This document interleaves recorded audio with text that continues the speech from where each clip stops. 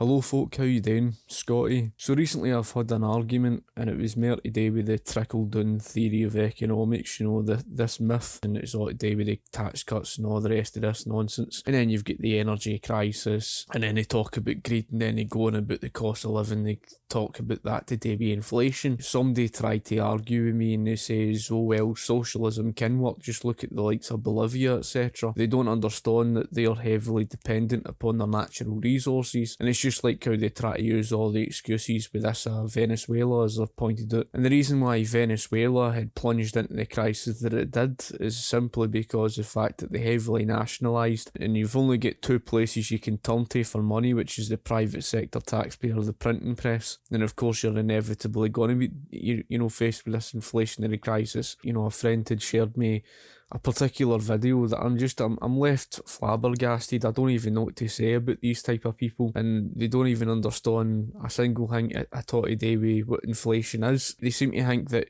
oh well, just a rise in prices, that somehow means what inflation is. Here's what this particular person says. According to this chart, what is the biggest driver of inflation during the pandemic? The dark blue is the recent period. It would be corporate profits. Over half of the increased prices people are paying are coming from increases in corporate profits. That immediately, either that guy is paid off, or of course he really does believe that sort of thing. If he's clueless, he probably thinks it's just a case of rising prices. That's not what inflation means. But there he is, he goes on about something to do with corporate profits. Inflation is the increase of the monetary supply. It's every $1 or £1 equal to the value of one product. And so in 1913, $1 was equal to that of one product. And you can see that for this particular chart. The monetary supply is no exception to the laws of supply and demand. Just like if you stood in the middle of the Sahara Desert and you've got one bottle of water, well that's all you've got, right? So obviously if you've got a shortage or something and you've got a high demand for it, because after all you're in the middle of nowhere, you need to survive on water, don't you? So in order for you to survive, you've got one bottle of water, you've got to be efficient with it. If you take that same principle and you stood in the middle of Scotland filled with crystal clear river streams and waterfalls, well at the end of the day you've got a plentiful water there for you to survive upon. You could easily pour the water out and refill your bottle. Supply and demand applies to more or less everything, whether it's productivity, resources, or the same thing to do with your monetary supply. For every $1 or £1 that you print in circulation, there is one plus debt that's added to the currency, and basically that's what results in currency devaluation, because the more and more of that paper you have, the less scarce it becomes, the less value the currency holds. The reason for inflation, which is basically a monetary phenomenon, is to do with the fact that you're increasing the quantity of the monetary supply so that there's more of that paper than there is the goods that it's chasing. That is basically what inflation means. It's like you taking a balloon and inflating the size of a balloon. Well, it's no different with the monetary supply. As a cause of inflation, as a cause of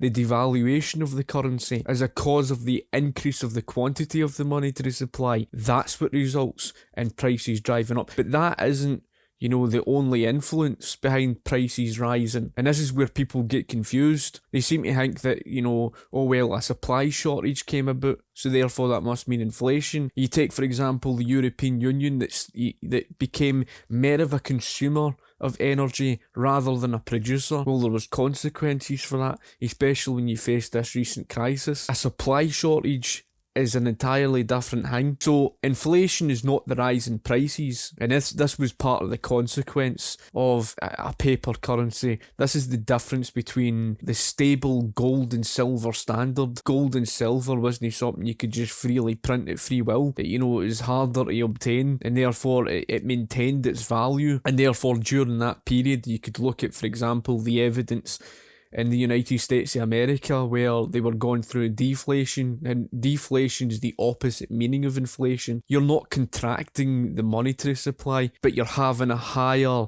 level of productivity in the economy, so more is being produced than what, of course, there is of the monetary supply. So when these socialists were arguing with me, we can combat inflation through nationalisation. Well, how can you? Because if you're going to nationalise, and let's say you nationalise a lot of stuff in the economy, if you're going to reduce the size of the private sector, and I've stated this so many times over, the private sector is where the taxpayer works for. The public sector does not pay taxation. The public sector pays what you call a rebate. It's the government that pays their wages. All the government's doing is the government's taking back a percentage of what they paid the public sector in the first place. So in order for government to pay for the public sector, they have to take it for the private sector taxpayer. That's why people ask the question, where are you going to get the money for in order to pay for your public services that you want to increase? And of course, there was just the recent argument where Nicola Sturgeon wants to basically nationalise,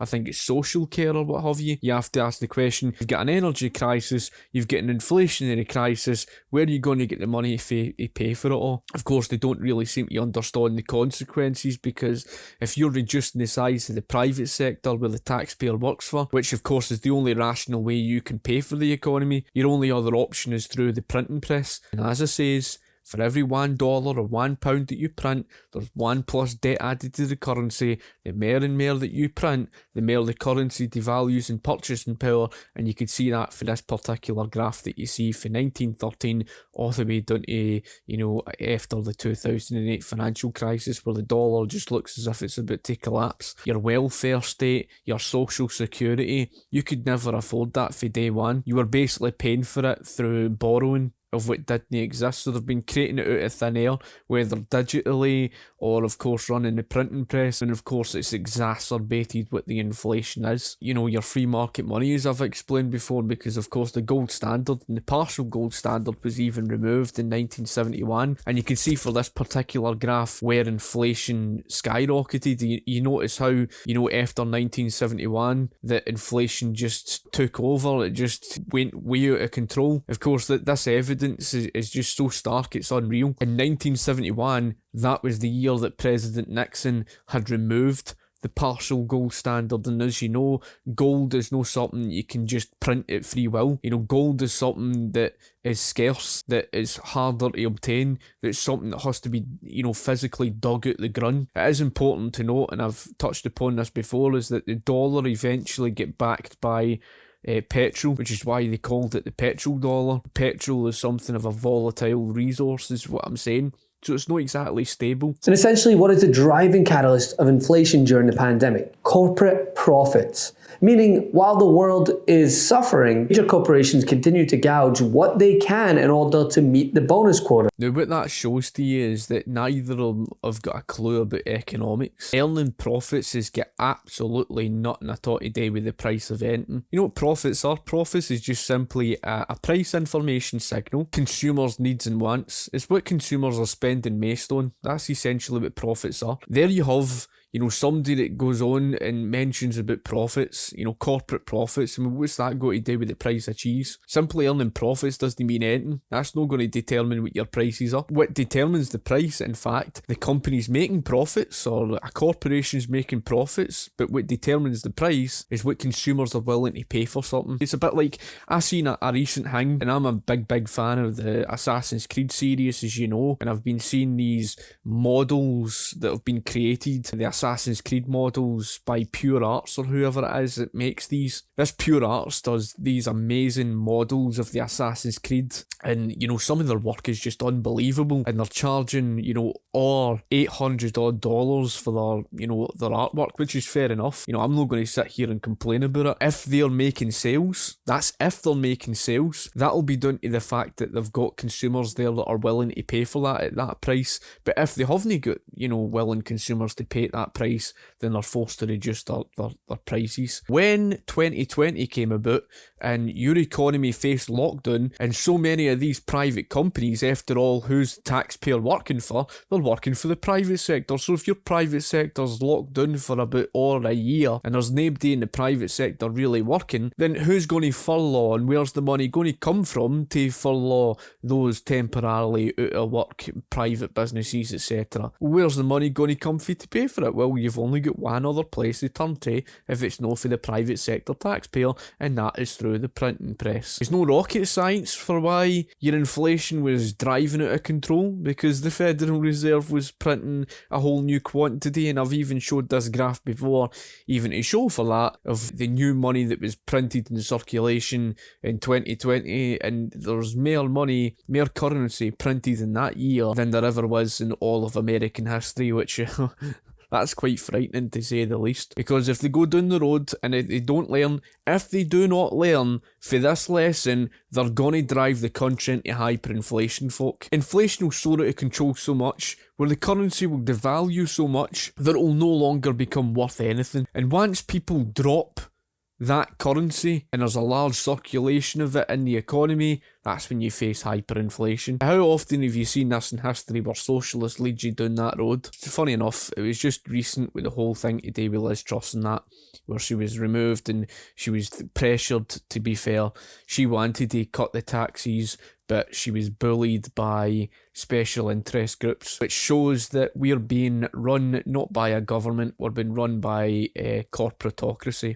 We're being run by giant corporations that basically dictate that if you dare to even, speak about cutting taxes, those bunch of anti-capitalists will come in and basically threaten, and that's essentially what they did, and that's why Liz Truss had stepped down. She's probably thought to herself, what the bloody hell's the point here? This is reflected in the staggering inflation of gas prices, for instance. Which, by the way, Katie Porter introduced a bill to make it illegal for oil companies to price gouge during energy emergencies, but guess how many Republicans voted for it? None. I'm gobsmacked by this guy. This is a guy who's apparently working in the markets, and I don't know if he's involved with stock market. I think I've heard about him before, and he's quite a sensible guy, right? And this is what I'm gobsmacked by.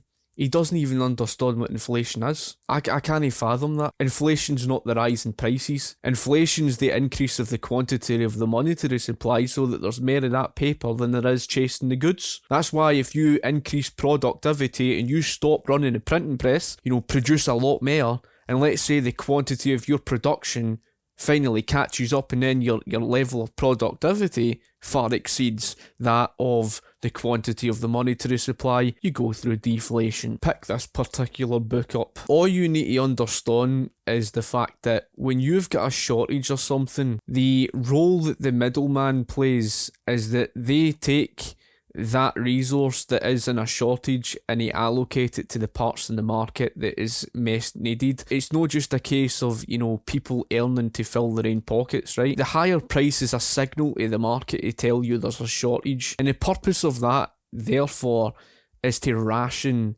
what is scarce. If you've got a shortage of a resource, and you take, for example, you've got a shortage of something like, your energy or what have you, right? And the demand far exceeds that. The role of those, so-called middlemen is to ration that so that it goes to the parts of the market where it's most needed. Because see if you've got a shortage or something and you take away and you just artificially lower the price, it just goes anywhere. It gets all used and it gets depleted and it goes to parts in the market where it's not even in the greatest demand. You end up misallocating resources. That's it in a nutshell, folk. And Robert P. Murphy explains that in a nutshell. And how does that compare to historically, to other periods of inflation or over other periods of economic time?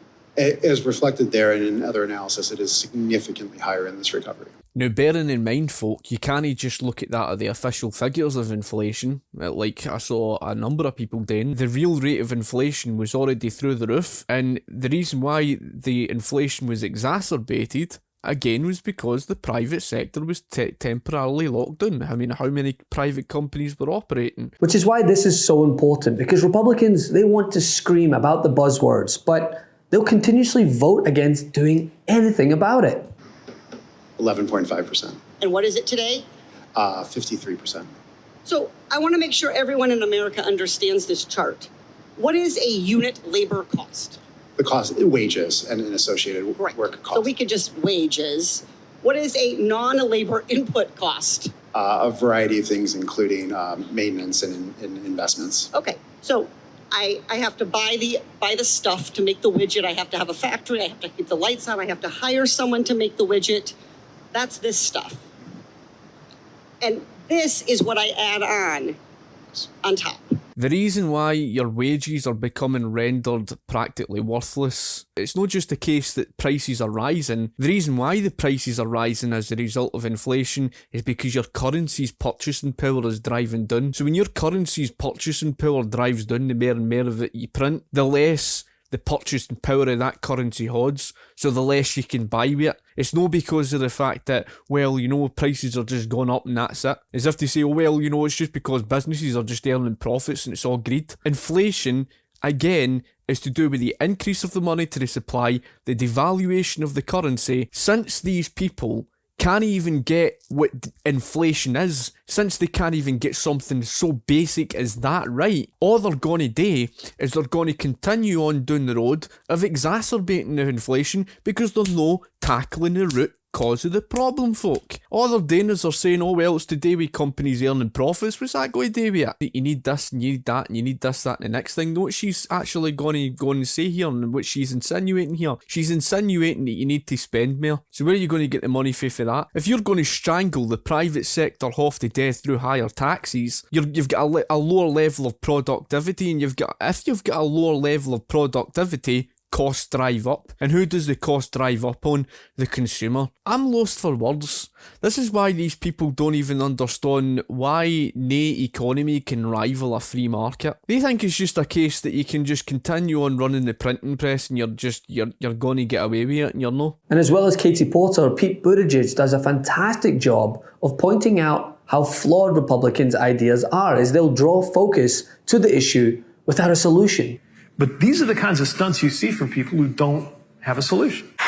Where have these, Governor DeSantis was in Congress. Where was he when they were debating immigration reform? What have any of these people done to be part of the solution? You know, I get if you're after attention. It's one thing to call attention to a problem. When you have a course of action, as some of the folks here speaking up about an issue, exercising their First Amendment rights have done, or in elected office. It's another to just call attention to a problem because the problem is actually more useful to you than the solution, and that helps you call attention to yourself. And that's what's going on. And the problem, of course, it's one thing if that was just people being obnoxious, but human beings are being impacted by that. You flee a communist regime in Venezuela, you come here, and then somebody tricks you. Somebody using Florida taxpayer money for some reason tricks you into going from Texas to Massachusetts. It's not just ineffectual. It is hurting people in order to get attention. He's right in what he says in terms of they've not really get any solution, but I didn't really hear him saying it in himself. The solution is putting the Federal Reserve right in the bin where it belongs, putting a stop to the increase of the quantity of the monetary supply, that fraudulent paper that the market never asked for. There's the solution, and returning to sound money, no some, stupid piece of paper that you can print at free will. That's what inflation had stemmed from, and that's it in a nutshell, folk. All these things come at a cost, and there's no denying that fact, and she's simply going on about, earning profits. Of course, there's overhead costs to run of these businesses, etc. And I'm not saying there isn't a problem today with this corporatist system and the giant corporations and special interest groups, and especially those getting subsidies, the special interest favours, as I say. I'm not saying there isn't a problem. She thinks that inflation has somehow got something to do with corporate profits. And I think that just tells you everything, folk, that most people like this don't even have a clue what they're even going on about. They don't even understand a single thing at all to do with inflation. So the only way that you're going to combat inflation is cutting back in all the social security, the welfare state, and all the public sector spending and spending recklessly of what you don't have. Good luck going and telling that to the average person of society who doesn't want that, because this is a problem with society. Society say they want the truth, but when you give them the truth, they don't like it. Anyway, folk, I hope you've enjoyed the video. Be sure to like the video, share the video, and of course, thank you for watching, and I shall be sure to get back to you. Cheers.